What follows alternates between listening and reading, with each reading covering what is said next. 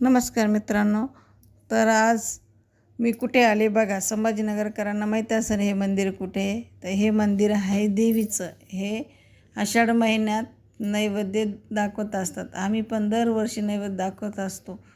आम्ही आलो या शुक्रवारी, पण त्या दिवशी खूप पाऊस होता.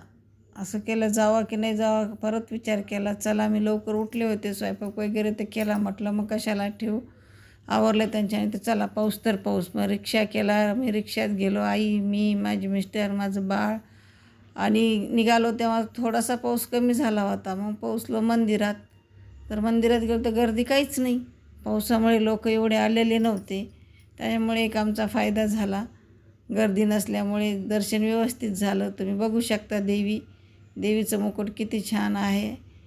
इतक्या जवळून दर्शन घडलं आम्हाला व्यवस्थित, गर्दी नसल्यामुळे. मग आमच्या पहिले तिथं 2 बायका होत्या. त्यांचं होईपर्यंत मी उभीच राहिले तिथं. मग त्यांची पूजा झाल्याच्या नंतर मी बसले खाली.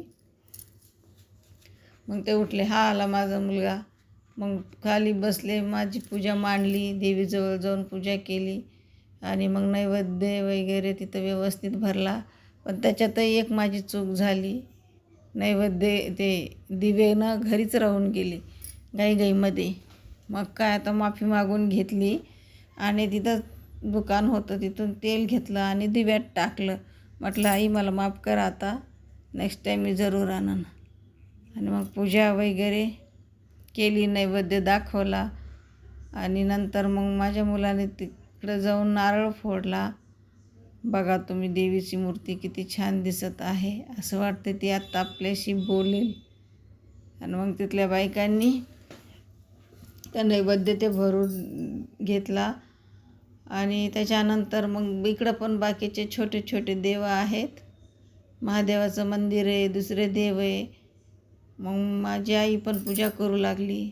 तिने पूजा केली आणि मग पूजा झाल्याच्या नंतर बाकीच्या देवाचं पण आम्ही दर्शन घेतलं. त्यांना पण नैवेद्य दाखवला.